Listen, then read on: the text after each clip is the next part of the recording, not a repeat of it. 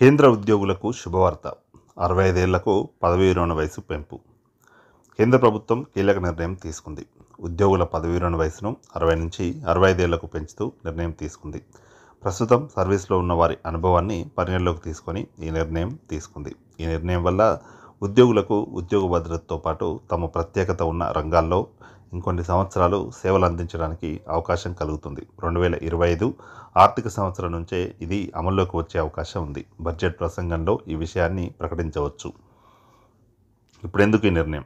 పదవీ విరమణ వయసును 65 ఏళ్లకు పెంచడం వెనుక ప్రధాన కారణం ఆధునిక వైద్య సౌకర్యాలు అందుబాటులోకి వచ్చిన నేపథ్యంలో ఉద్యోగులు 60 ఏళ్ల వయసు దాటిన శారీరకంగా, మానసికంగా ఆరోగ్యంగా ఉండడం, మరింత కాలం పనిచేయడం, సామర్థ్యాన్ని కలిగి ఉండడం. ఈ నిర్ణయంలో జూనియర్లకు, సీనియర్లకు తమ అనుభవాన్ని, జ్ఞానాన్ని పంచే అవకాశం లభిస్తుంది. అత్యంత కీలకమైన విద్య, వైద్య, ఆరోగ్య, ప్రజాసేవ రంగాలలో అనుభవజ్ఞులైన ఉద్యోగులు అవసరం ఉంది. కొత్త తరానికి పాలనాపరమైన అనుభవాన్ని చేర్చడానికి రిటైర్మెంట్ వయసు పెంపు నిర్ణయం పనికి వస్తుంది. వాస్తవ పరిస్థితులను పరిగణలోకి తీసుకొని ప్రస్తుతం ఉన్న ఉద్యోగుల్లో 60% మందిని కొనసాగించవచ్చు. ప్రభుత్వ ఉద్యోగులకు లభించే ప్రయోజనాలు. ఈ పొడిగింపు ద్వారా ప్రభుత్వ ఉద్యోగులకు ఆర్థిక వృద్ధి సంబంధిత ప్రయోజనాలు లభిస్తాయి. వారు తమ పదవీ విరమణ తర్వాత శేష జీవితం సౌకర్యంగా సాగేలా మరింత ఆదాయాన్ని పొందుతారు. కొత్త విషయాలపై పెద్ద ఎత్తున ఖర్చు చేసే అవసరం తప్పుతుంది. రిటైర్మెంట్ పేమెంట్లను మరో 5 ఏళ్ల వరకు పొడిగించవచ్చు. తద్వారా ప్రభుత్వం మరికొన్ని రంగాల అభివృద్ధికి రిటైర్మెంట్ అనంతర పేమెంట్లను వినియోగించవచ్చు. కేంద్ర ప్రభుత్వ నిర్ణయంపై భిన్నాభిప్రాయాలు. కేంద్ర ప్రభుత్వం తీసుకున్న ఈ నిర్ణయంపై మిశ్రమ స్పందనలు వచ్చాయి. చాలామంది ఉద్యోగులు తమ వృత్తిలో క్రియాశీలకంగా ఉండడానికి ఈ నిర్ణయం పనికి వస్తుందని స్వాగతించగా, మరికొందరు పెదవి విరిచారు. యువతకు ఉద్యోగ అవకాశాలపై ప్రభావం పడుతుందని మరికొందరు ఆందోళన వ్యక్తం చేశారు. అయితే కొత్త నియామకాలు ఆగబోవని కేంద్రం ప్రకటించింది. నియామకాలు యథావిధిగా కొనసాగుతాయని, జనరేషన్ గ్యాప్ లేకుండా చూస్తామని, సమతుల్యత ఉండేలా చూసుకుంటామని హామీ ఇచ్చింది. ఎంతమందికి మేలు చేస్తుంది?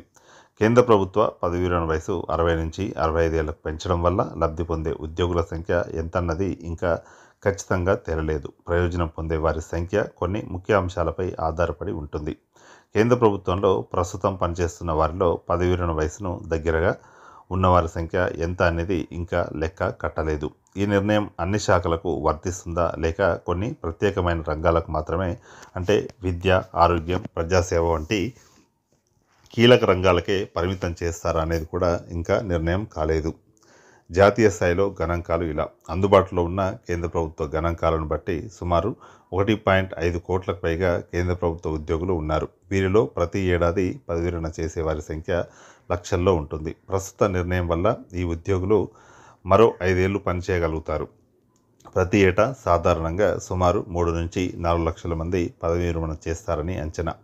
65 ఏళ్ల పెంపు ప్రభావం. ఈ నిర్ణయం వల్ల 60 నుంచి 65 ఏళ్ల మధ్య పదవీ విరమణ చేయాల్సిన ఉద్యోగులు కొత్తగా ఈ 5 ఏళ్ల సర్వీస్ పొందగలరు. దాంతో సుమారు 15 నుంచి 20 లక్షల మంది ఉద్యోగులు ఈ నిర్ణయం వల్ల ప్రయోజనం పొందే అవకాశం ఉంది. ఇవి సాధారణ అంచనాలు మాత్రమే. నిజమైన లెక్కలు ప్రభుత్వం విడుదల చేయాల్సి ఉంది. ఈ నిర్ణయం వల్ల నష్టాలేమిటి?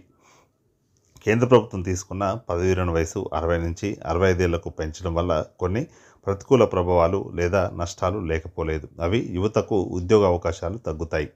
కొత్తగా నియామకాలు ఆలస్యం అవుతాయి. ఉద్యోగాల కోసం పోటీపడే ప్రత్యేకించి నిరుద్యోగ యువతపై ప్రభావం చూపవచ్చు.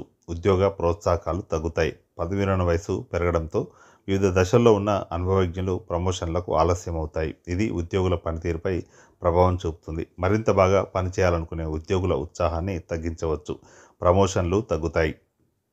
సాంకేతిక నైపుణ్యాన్ని వినియోగించే అవకాశం సన్నగిల్లుతుంది. వయసు పెరుగుతున్న కొద్దీ ఉద్యోగుల పనితీరు, సాంకేతిక నైపుణ్యం కొంతవరకు తగ్గుతుందనే భావన ఉంది. కొత్త సాంకేతిక పరిజ్ఞానాన్ని నేర్చుకునే అవకాశం తక్కువగా ఉంటుంది. వృద్ధాప్యంలో ఆరోగ్యం తగ్గే అవకాశం ఉండడం వల్ల కొన్ని సందర్భాల్లో ఉద్యోగుల పనితీరు తగ్గుతుందనే అభిప్రాయం వ్యక్తమవుతుంది. ముఖ్యంగా శారీరక శ్రమ అవసరమయ్యే ఉద్యోగాల్లో ఇది పెద్ద సవాలు కావచ్చు. పదవీ విరమణ వయసు పెరిగినప్పటికీ వేతనాలు, ఇతర సౌకర్యాల కోసం ప్రభుత్వం ఎక్కువగా ఖర్చు చేయాల్సి ఉంటుంది. ఇది నిరుద్యోగ యువత పాలిట శాపంగా మారవచ్చు. నిపుణుల అంచనా ప్రకారం ఈ నిర్ణయం వల్ల ఆర్థిక అసమతుల్యత లేదా వ్యవస్థాపక లోపాలు ఏర్పడే అవకాశం ఉంటుంది.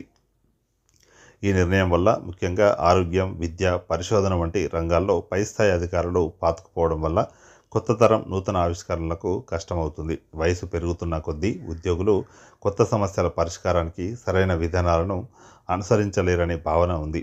ఏది ఏమైనా ఈ నిర్ణయం వల్ల కొన్ని ప్రయోజనాలు ఉండవచ్చు, కానీ నిరుద్యోగ యువత నుంచి నిరసనలు ఎదుర్కోవాల్సి వస్తుంది. యువత కోసం ప్రత్యేక అవకాశాలను అన్వేషించకుండా పాత ఉద్యోగుల్ని కొనసాగించాల్సే లాభం కన్నా నష్టమే ఎక్కువగా ఉందనే భావన వ్యక్తమవుతుంది.